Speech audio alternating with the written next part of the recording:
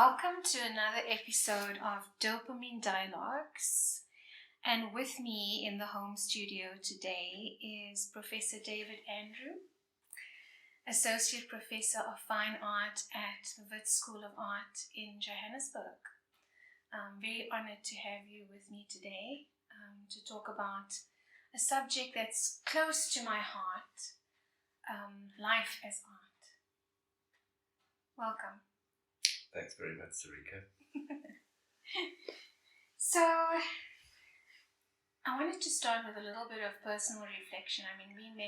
You were tutoring my brother Ishkar, and I'm so grateful that we met at that time because there was something about your personality, or there is something about your personality that is very magnetic and very genuine and authentic. And when I started this podcast journey, I knew that I had to do an episode or two with you. And the topic that I wanted to explore is life as art. And I guess my first question to you would be, have you always known that you were an artist? Or was there one specific moment or moments where you realized this is what you wanted to do? Thanks again, Sarika. It's really special being here in the home studio. And thanks for that question. I think it's a lovely question. And I'm going to answer it by telling a story. Okay? And it's my story.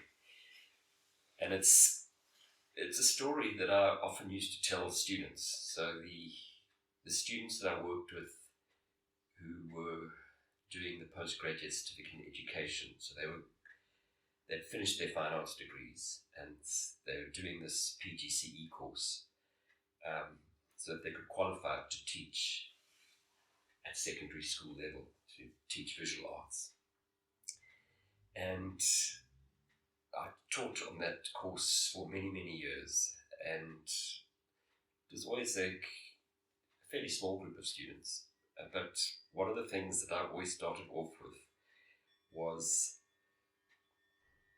I suppose, a question to them, or perhaps a prompt to consider their own histories of arts education. So, how do you come to be in the position where you are studying to teach others about visual art? And I would always start off the process by telling them about my histories of being in arts education.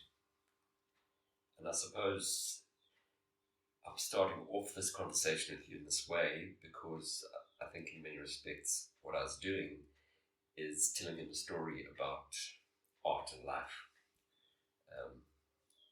and how they were so intertwined in the case of my life. So, I'll start now. Both my parents were teachers, and my father taught many subjects, but probably the primary ones were English, maths, and Latin. He taught business, economics, and other things, but primarily those three. And he was a writer. He wrote poetry, he wrote short stories, he wrote plays. So there was something about his artistry as a writer. And then my mother was a music teacher. Oh, wow. And she is a really good pianist. But she became very well known in Pietermaritzburg as this music teacher. She taught many of the schools in Pietermaritzburg. She helped to organize and produce school concerts. Yeah, she was a music teacher. So I had two parents who were both creative in their own ways. Mother also liked to draw. But I realized that they would always encourage me when I do drawing. and things like that. So I can remember making a strange pencil drawing when I was young. How young? I can't remember, but maybe 6, 7, 8. Oh wow. And I wasn't trying to copy anything, but I was like putting all these pencil marks together, and I created this strange structure, creature, and they both were very impressed with it. And for some reason they decided to keep it in this very, very big leather bound Bible. And for years it sat in this Bible, and every now and then I'll open the Bible and look at it. And so I suppose that little anecdote indicates how having parents that were so encouraging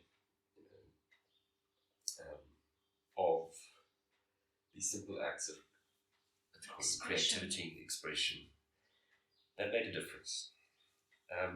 Just on that point, do you think artistry is nature or nurture, or both? I think it's a wonderful combination of both. There was that very definite sense of being nurtured, but I think there's also this encouragement to be excited about the world, about seeing it, about creating with it. So I think it's a lovely mixture of both.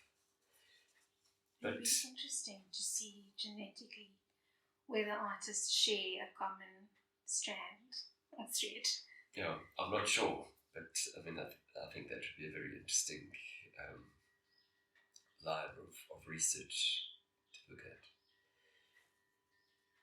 Besides my parents, I mean, there were 5 children in the family at that point. I was the second youngest. But I was also very fortunate to go to schools where, let's call it art broadly, was present.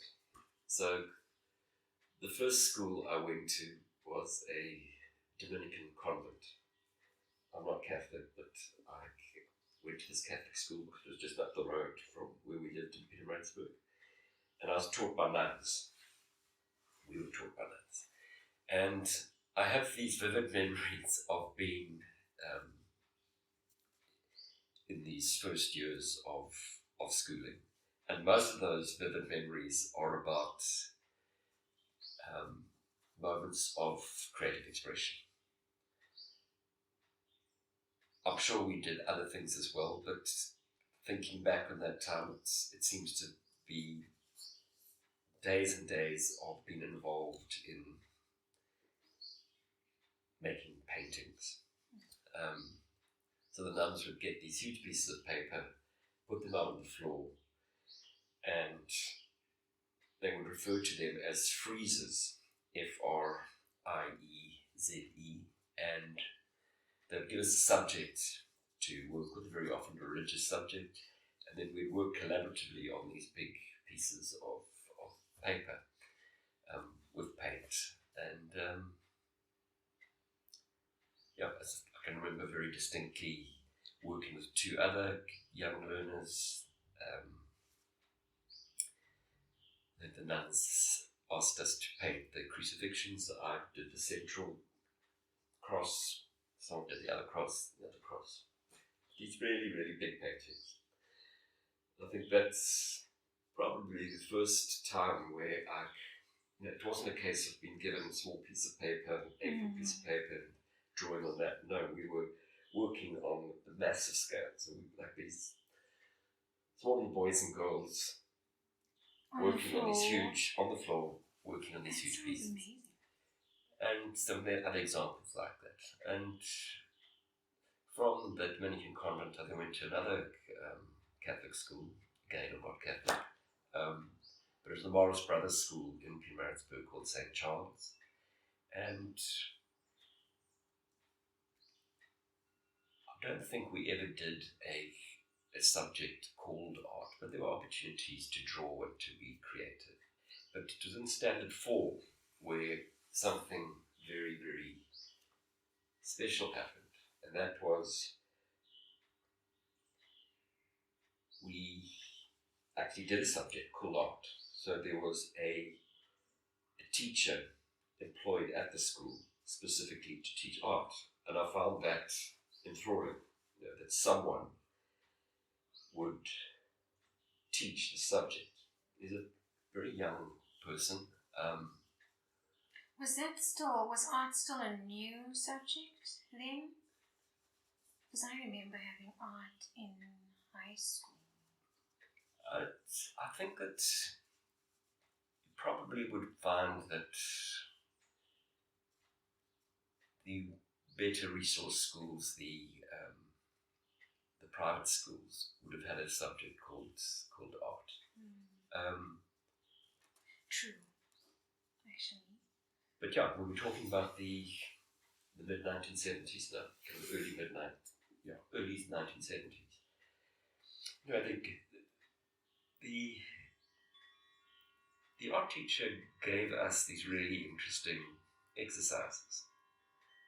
And there was a book that would have first been published, I think, at that time. It was a book called Drawing on the Right-Hand Side of the Brain. And it's by someone called Betty Edwards, if I remember correctly. And in this book, there are all these exercises that allow people to explore drawing as something that is accessible to everyone. So I think the whole premise of the book was that we can all draw. But these exercises, I found them fantastic. So if you're right-handed, you do an exercise where you draw with your left hand. Instead of observing, for instance, those stools over there and trying to draw the positive shapes, there'd be an exercise where you'd just observe the negative shapes and arrive at a drawing of the stool, the furniture, just by observing the negative shapes. Sure. Blindfold drawings are drawing without that sense of sight. Drawing blindfolded where touch becomes more important. So again, I was just enthralled at this. I was already interested in drawing, but all these experiences, these activities, helped me to understand drawing in other ways too. And then I always remember this very specific moment in his art class where I was making what I thought was this great painting of this city skyline at night. And I painted the buildings in this dark purple, and then there were these yellow squares indicating light in the windows. And then, because it was night, I just painted the sky black. And I think there were some stars in the sky. But I remember him coming to me and saying, you should look at the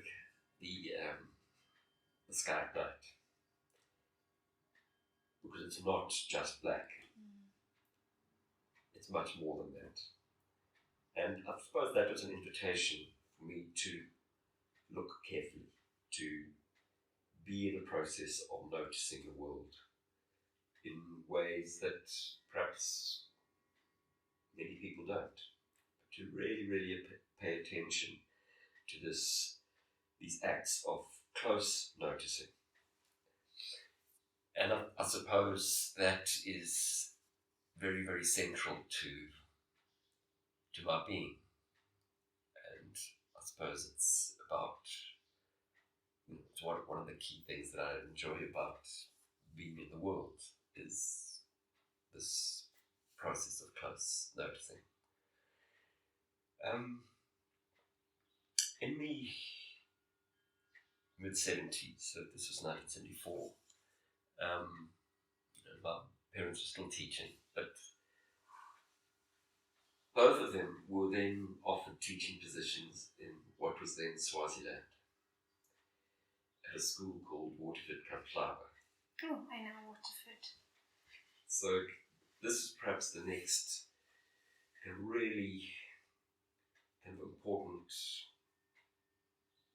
moments, kind of really formative years. So I was approaching my teens. My parents were offered these positions to teach at Witwatersrand, and the whole family went to Swaziland. And, in retrospect, spent a very short time there, from 74 to 76. But what I experienced there was really, really important for me.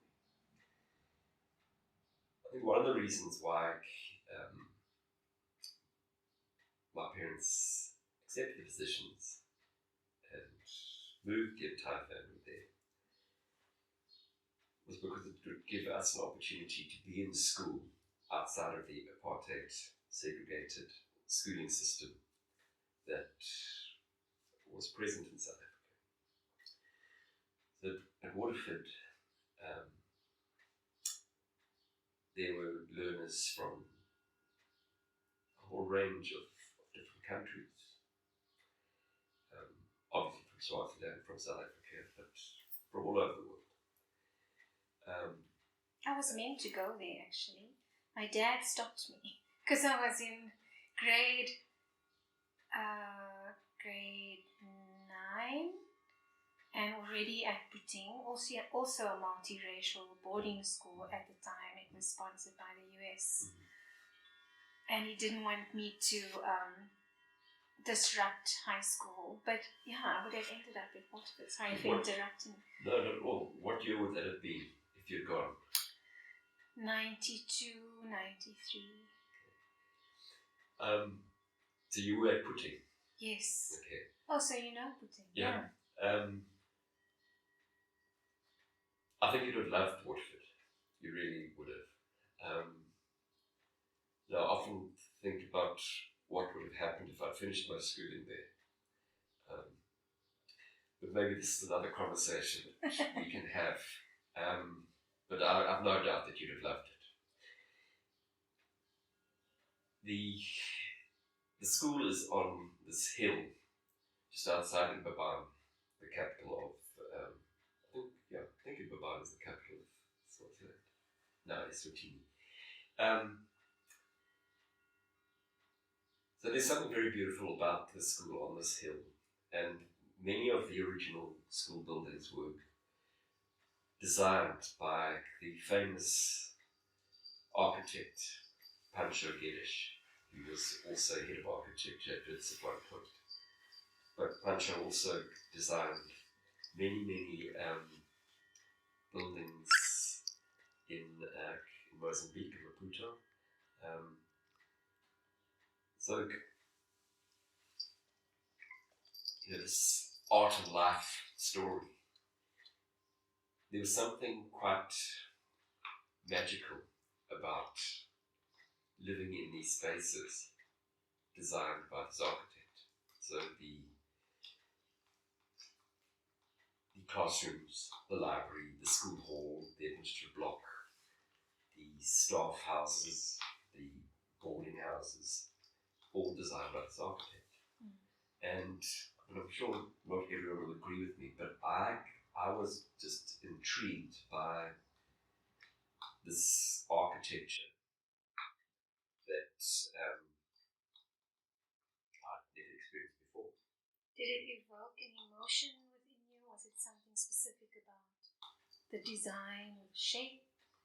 Maybe not emotion, but there were spaces that I enjoyed being in. I enjoyed walking up stairs. I enjoyed the way in which the buildings hugged the terrain. I enjoyed the way in which these very, very particular rocks in the landscape around Mbabane had been left. It was like there was conversation between the rocks and the structures that we built. So it was just a very, very different environment to ones that I'd experienced in South Africa, in Pietermaritzburg particularly.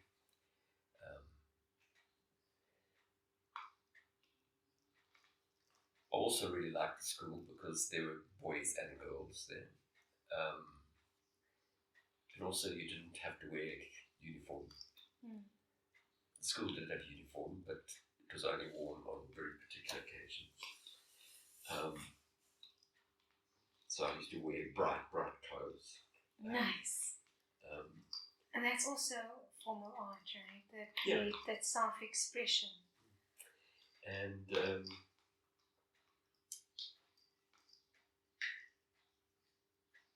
I think one of the other really, really exciting things was that because there were children from so many different walks of life, so many different backgrounds, so many different contexts, teachers as well, there's a very different sense of,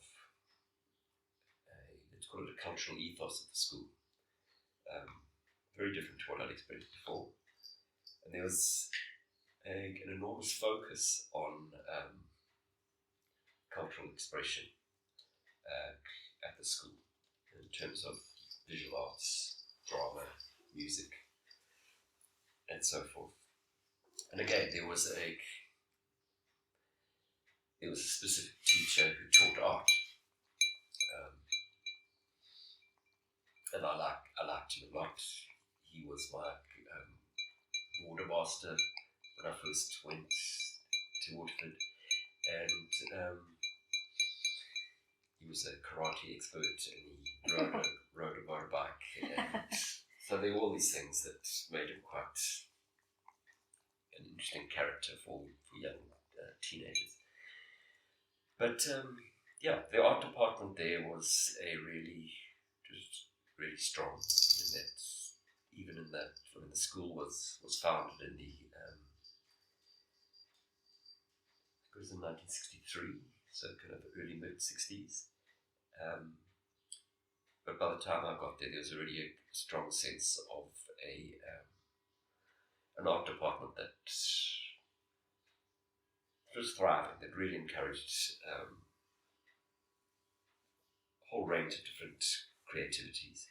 So I remember, because the school was on the top of a hill, there's countryside all around, farmland. We'd take our drawing boards and pieces of paper and our paints. We'd go and sit in the fields in the midst of a herd of cows and paint. So there's a lovely sense of it feels art. Like freedom when you talk about it. No, completely. There's this lovely sense of art being connected to life. I can remember making a small cardboard sculpture of one of the mountains that overlooked the school. So again, there's a sense of using one's opportunities in the art classes to connect with life. And I think very importantly, there was also a very strong sense that art was not just about making pretty pictures. It also had a very important social role, social justice role. And I think that was one of the first occasions where that really became apparent to me, that art was important in so many different ways, but it brought home to me that artists were using these different forms of expression to speak about things that were happening in society. And the mid-70s is obviously a period in South Africa's history that turbulent, particularly with the June 1976 uprising. And because there were many children at the school who were connected to leaders and band organizations from the ANC, but others as well,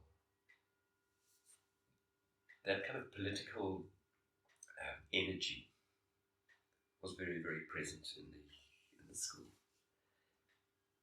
amongst the students, amongst the staff as well. And that was very important in terms of my experience of the school as well. Do you think that the zeitgeist, for want of a better word, or the feeling, the emotion of the time affects how art is expressed in the world? Absolutely. If I think about some of the work that I remember, not just from the art classes, but things that the students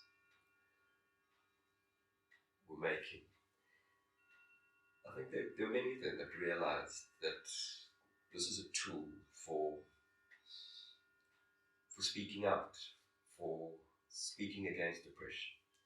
I remember that there were some students a few years ahead of me that were already very familiar with the kinds of expression that were present in African countries, which I was not familiar with, coming from the white suburbs of Pietermaritzburg, being the whites only school in Pietermaritzburg. And yeah, they were looking at artists from Mozambique, from other African countries, who were creating these fantastic large-scale murals, for instance, that carried these very important revolutionary social messages. So, talking about forms of expression in conversation with what is happening in society, absolutely. And the students were part of that. So, I mentioned early on that my time at Waterford was relatively short, but a very, very powerful experience.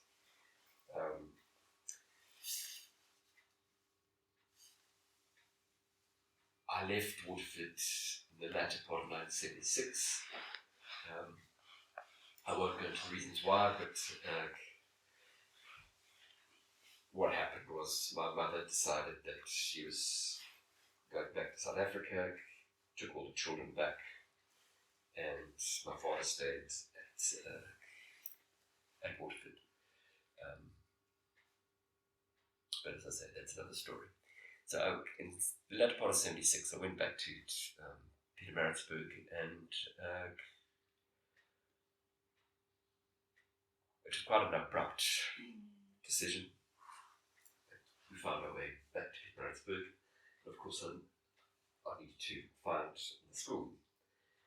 So I went to a school called Maritzburg College, which is, I think it's a school with an extraordinary history, but a very particular history steeped in colonial past. What a contrast. Well, I think that's exactly what I'm coming to. Because I often think to myself, and I suppose I'm jumping ahead now, I often think to myself that if I hadn't gone to these two schools, I wouldn't be doing what I'm doing now in arts education. But you're absolutely right, it was a complete contrast.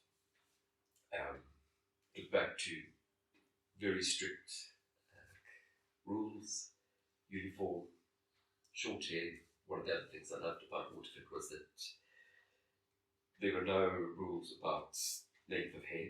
I think the only rule was, okay, you have to keep your hair clean. But I've got very straight hair, but I had long, straight hair. But of course, that changed completely when we went to Maritzburg College, back to uniform, boys only.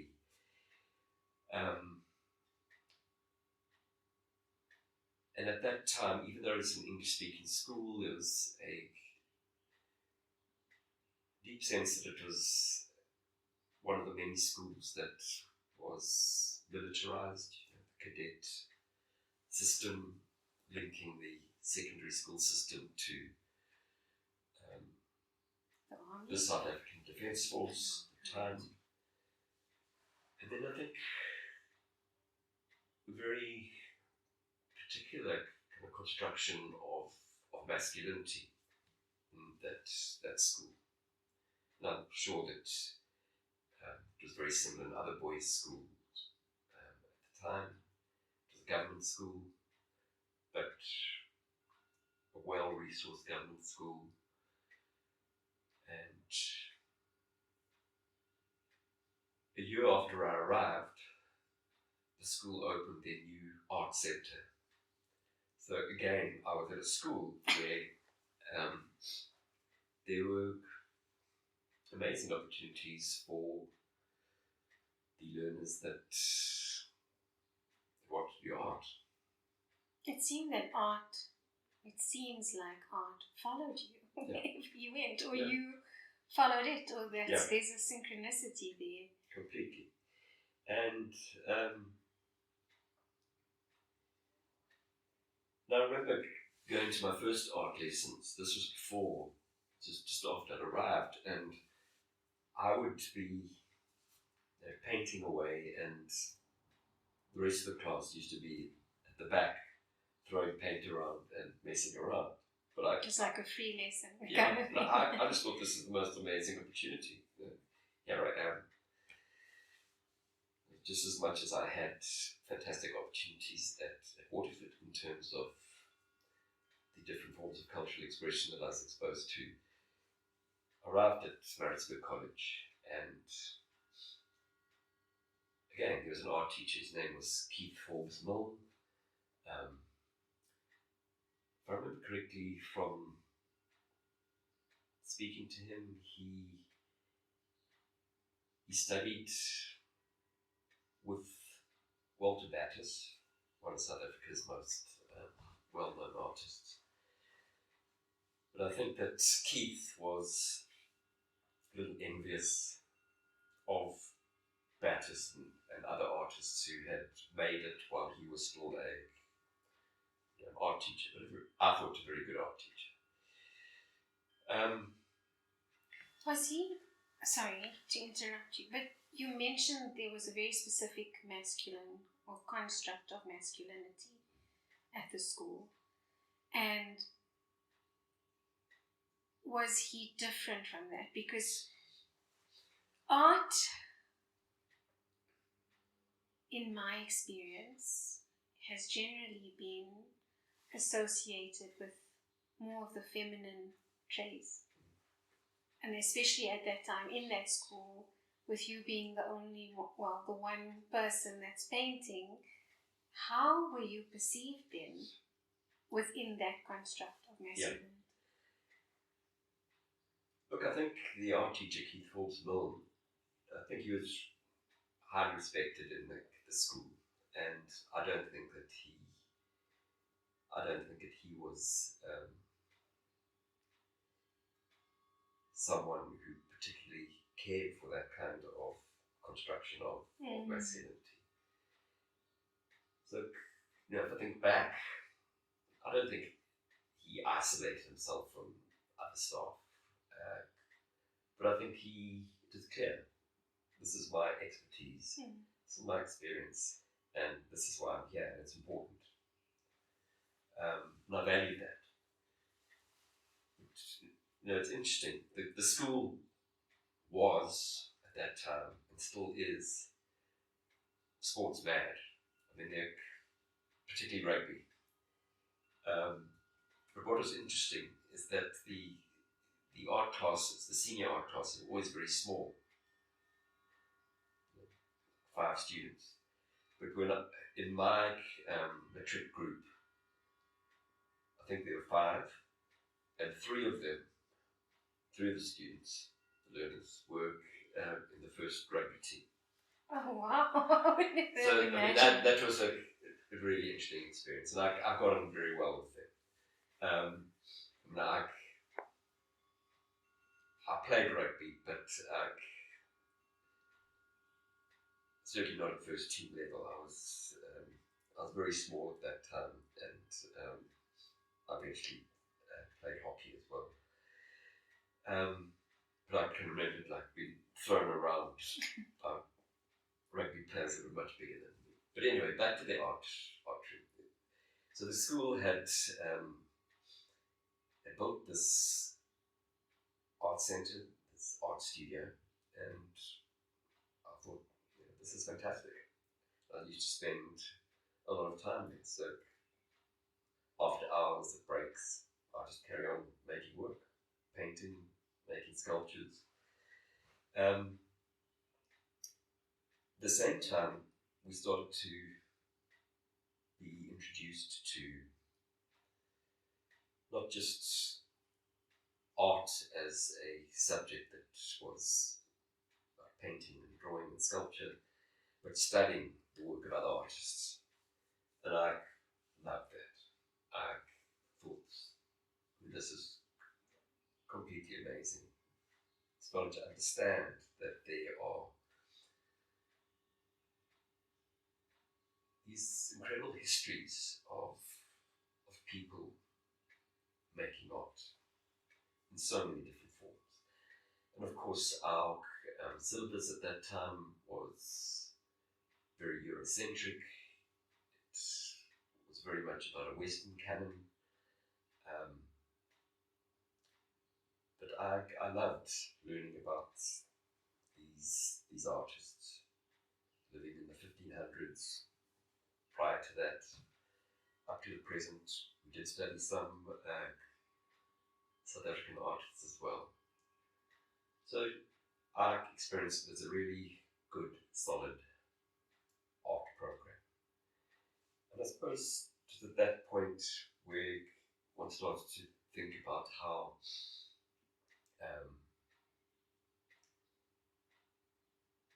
this is not just a hobby, but this is something that is important in my life. That it's central to what societies are about. And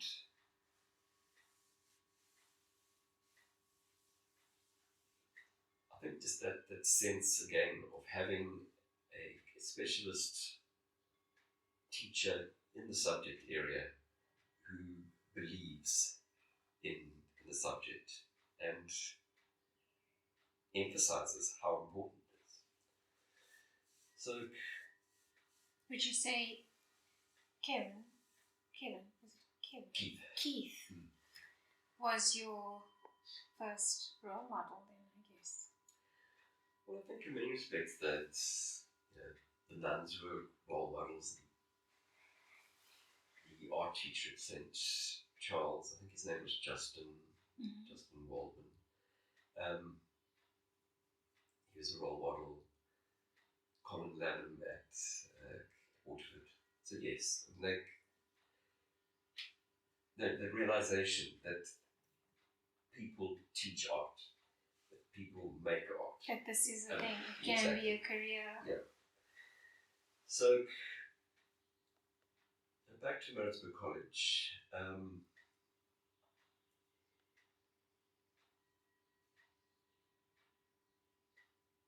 Eventually by the time I got to matric, I was in the A class. So it was very, very competitive. Not only in the sports field, but academically as well. So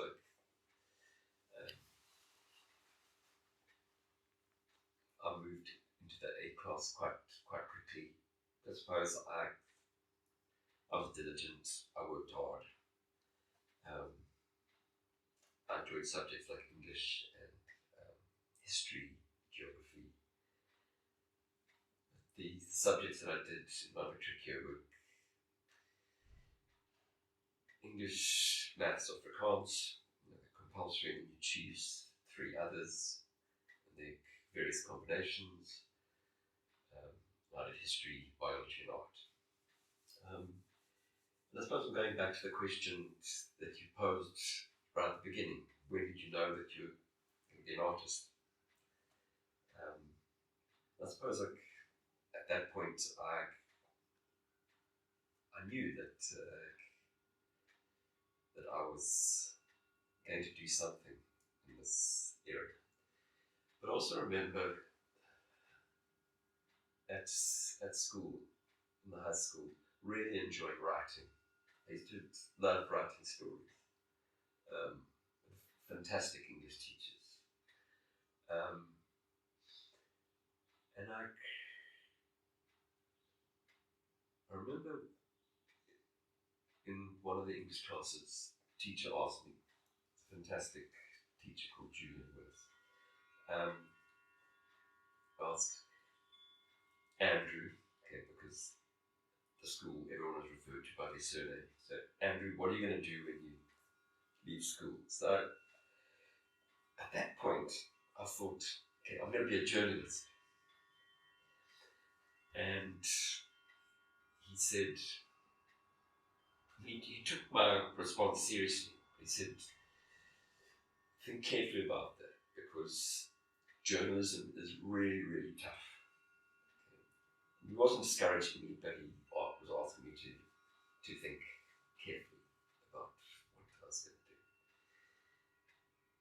Anyway, I finished matric year at Maritzburg College in 1979, end of 79, and at that time there was national conscription, and I went straight from matric into the army for 2 years. Because I was 17 when I went into the army. And it was like a really tough, quite brutal experience. I wasn't in the infantry. I was in the personnel corps. And I'm not going to go into the details of the 2 years. But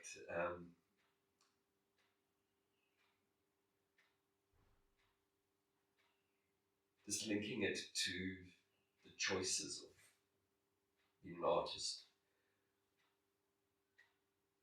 I was doing the officers course in 1980, the latter part of 1980, and I was in a platoon where all the other people were graduates, so they'd done their degrees.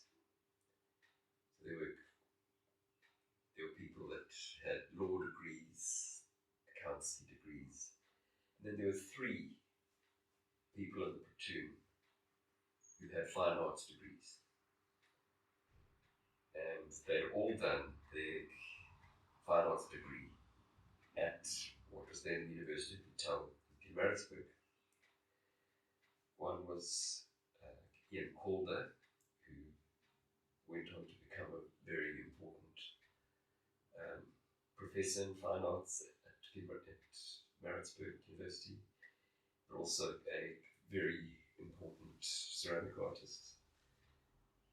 Second one is someone called Jonathan Keep, who now is a very prominent ceramic artist in the UK. I think he also does a lot of work in Japan, if I remember correctly. And the third one was Clive van den Berg, who is a very important South African artist, who also lectured at Wits. But I remember them encouraging me to go and study fine arts. How did they know? Yeah. Well, I suppose, I was always drawing. I remember the non-commissioned officers, they would ask me to make drawings of their girlfriends and things like that. So everyone knew that I could draw. Did you charge at least? I can't remember. Maybe. Anyway, these three graduates, fine arts graduates, they encouraged me to do fine arts. And I suppose in that time I was still thinking, what do I do? And there were three things that were in my mind. Journalism was still there, architecture was there, and being an artist. My maths wasn't great, so I decided to not go the architecture route. And was the architecture inspired by the the Waterford Kampala? I've no doubt that is part of it. That idea of sculpting space for people to live in it. I've always been interested in the idea of how architecture, really, really beautiful, thought through architecture, can change how we live. Yeah. No, that's not a new idea. There are many architects that have worked with it. But that idea of living in spaces that are art always interested me.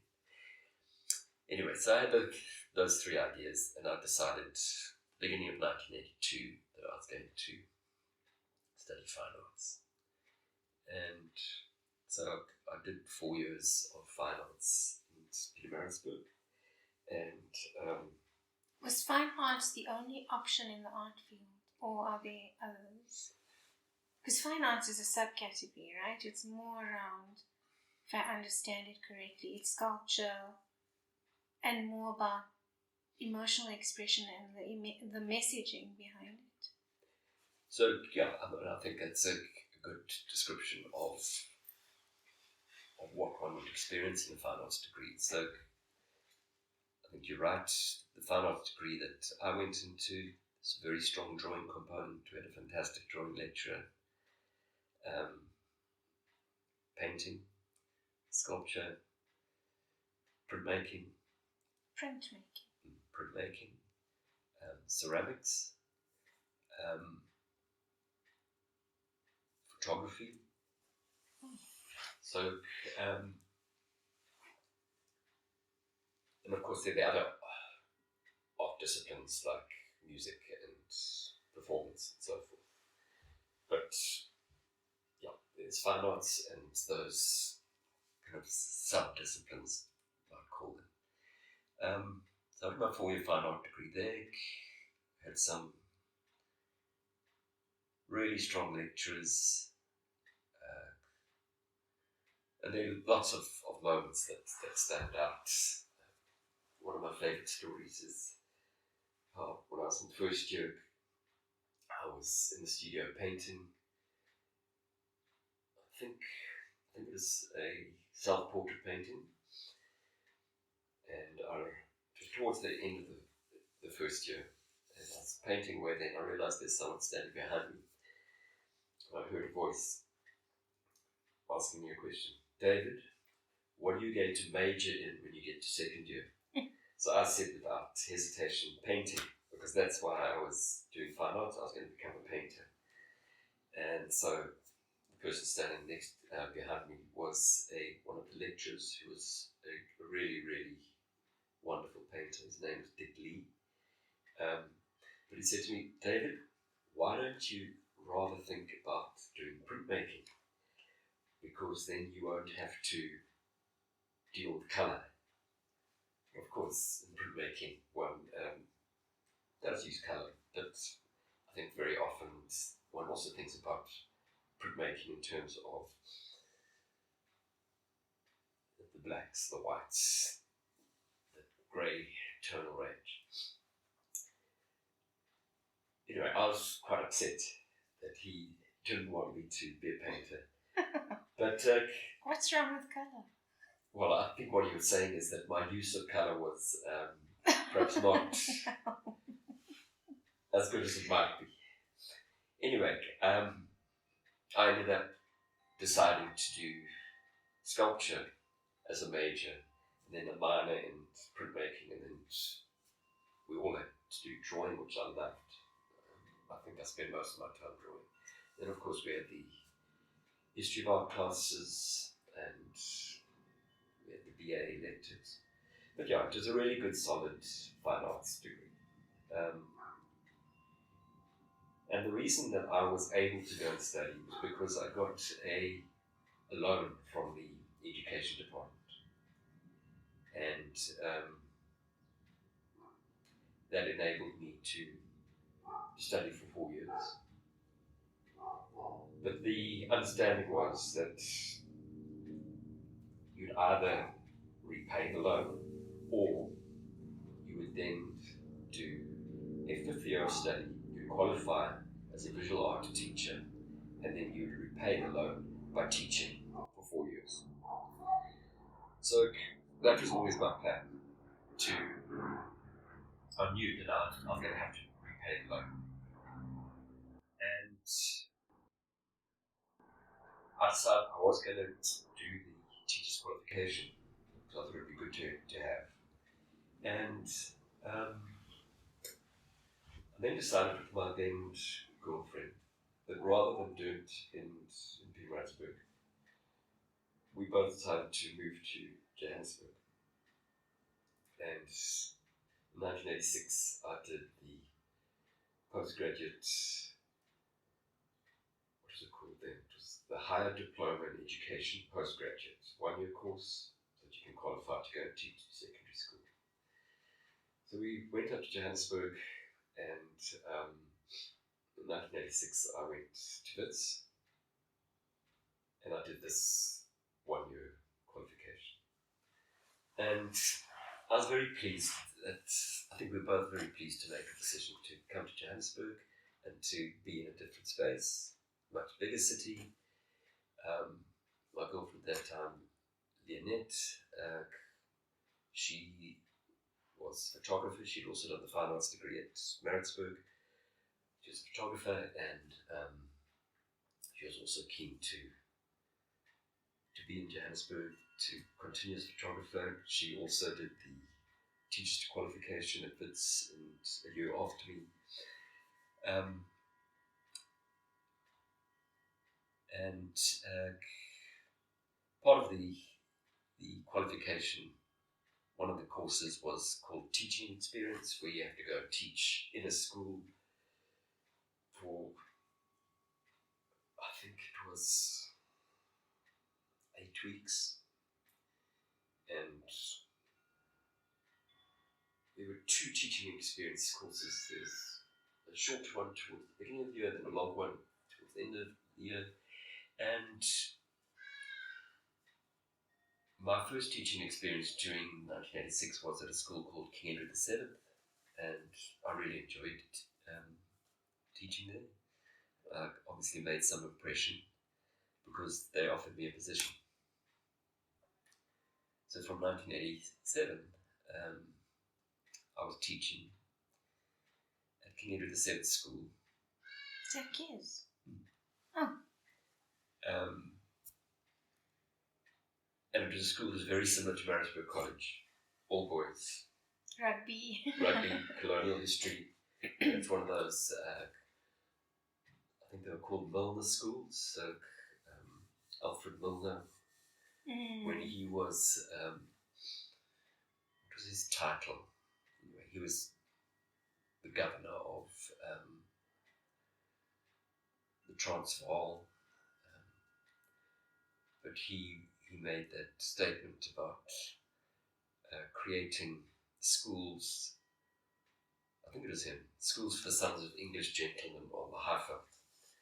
So you have schools like J.P. Boys, Potchefstroom, King Edward, all part of that vision.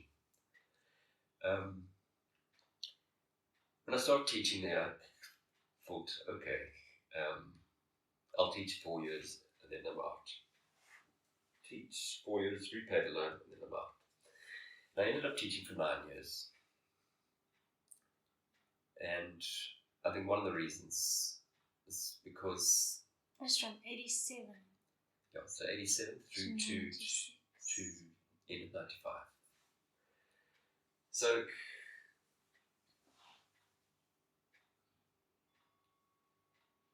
I often wonder, why did I teach for 9 years? Why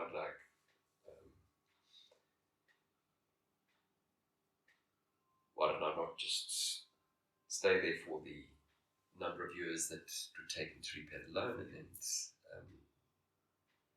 go on to be an artist? Yeah. And I think it's because I started to really, really understand the importance of arts education. And I gradually started to become involved in a whole number of other arts education projects. So I was teaching at the school, but I became involved with a whole lot of non-governmental organizations that were involved in arts education. You know, this is the height of the state of emergency period in South Africa. Apartheid's crumbling. It's a very tense time in South Africa. One of the things that I was realizing is that arts education was actually something that was accessible to very few people in this country. Basically, it was accessible to the white population. But at the same time, I was becoming involved with these non-governmental organizations. I started to become aware of all these other art projects, art schools, and organizations that were outside of the formal white system, that were offering opportunities to black artists of different ages. So I started to become aware of Katlong Art Centre, Alexandra Art Centre, Foundy Art Centre, Mofolo Art Centre. And I started doing work, particularly with an NGO called the Curriculum Development Project, which was focused on arts education for black communities. But what they were trying to do is they were trying to create these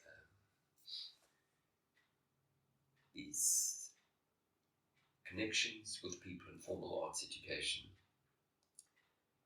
And I suppose what was happening there in the late 80s into the 90s is looking ahead to a South Africa, a new South Africa, and the importance of arts education in a country that was free. Is that just on that note, because the importance of arts education in terms of being able to express, and that inadvertently supporting mental health. You know, I was driving the other day and I saw a young man with a hoodie, and he obviously made this graffiti by himself on the hoodie, and it said, "Art is the solution to depression." And while you were on this, the importance of arts education is, and I did some research on it, that showed that, you know, more than 50% of musicians, you know, have thought about suicide, and a lot of artists feel, you know, or experience depression and anxiety in a different way because of the pressure to sustain financially, to be unique, you know, to have a brand that you can stand in and that will sustain you. And I think it's close to my heart because of, you know, my brother Ishkar. And for the listeners that don't know, my brother passed or died by suicide. And I've often wondered why, because I noticed just before that, and maybe you can touch on it a bit later, that his art changed quite significantly just before he passed. Well, for me, in my observation, I'd love to hear your view on that. But just going back to the importance of art as education, what makes you say that specifically? Is that centered around mental health, or is it expression? Look, I think it's many things, but I think that I'm not an art therapist, and that's a highly specialized area, but I've no doubt that there are therapeutic aspects to the work that I make. Okay, I feel that. I think that's one of the experiences that I had as I'm jumping ahead, but the experiences that I had as a lecturer in fine arts at Wits is working with a colleague called Colin Richards, who at that time was one of the only trained art therapists in South Africa. And he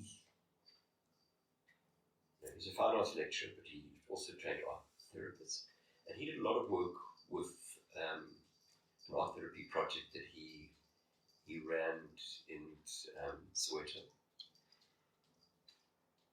But I think that those histories, and I'm not going to go into them, but allowed for a whole number of very specific art therapy projects to be established at higher education level in South Africa.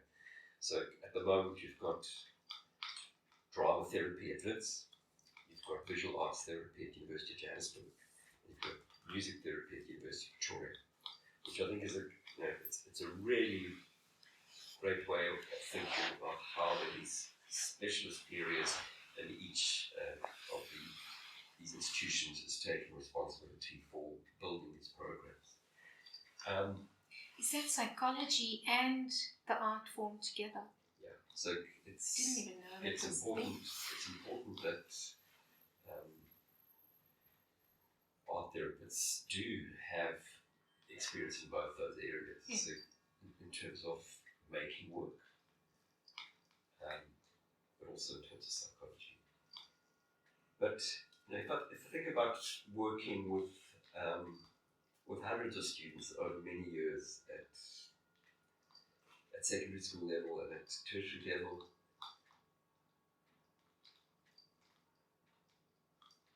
you can see how learners, how students, they use their making processes to work through things, to make sense of things, to explore things, to make connections across generations, to address trauma very, very directly. And I'll keep on saying this, I'm not an art therapist, but I suppose art making very often is a very personal process. It engages with ideas that are at the core of one's existence, or collective existence. So I think you're absolutely right. And if you want me to talk about my recollections of Ishkar's work and that shift, I'm happy to speak to that. But I think that what you are also pointing towards is how art making is so many different things. But I think that the therapeutic process, that connection to well-being, it's there, and I think it's very present now. The attention that has been given to well-being, to mental health, and I think that colleagues at Wits, the drama therapy department, it's called Drama for Life, they will be going to speak to this in great depth. Similarly, colleagues at the University of Pretoria in the music therapy and University of Johannesburg in the visual arts therapy. That's so wonderful to hear that there are those fields now. Yeah. Was it a result of the recent rise in mental health issues? And I looked at some stats, like especially in English-speaking countries, the US, UK, Australia, the trend is exactly the same, that with the advent of social media, suicide and self-harm in girls have gone up 160%, and in males less so. But are you seeing that in your in the students that you are seeing coming through now, and is that why the curriculum has accommodated for that? Look, I think that there's much more attention that is being given to the well-being of students and staff. And I think that the presence of these art therapy programs, I think there is a definite sense of them being present in order to help engage these issues that are so present. But I think that the process towards creating these different art therapy departments that started decades ago. So people have been working at this quite with a great deal of consistency and focus. It's taken a long time. An intention. Yeah. Okay. But I think that there's a realization that South Africa as a country with its histories, with its deep-seated trauma going across generations, it's very, very necessary. And not just in the South African context, but starting to work with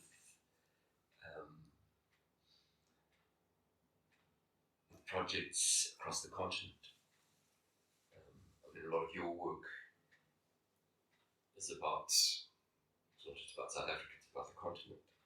And I think that's been a very, very important part of these programs, is to build capacity and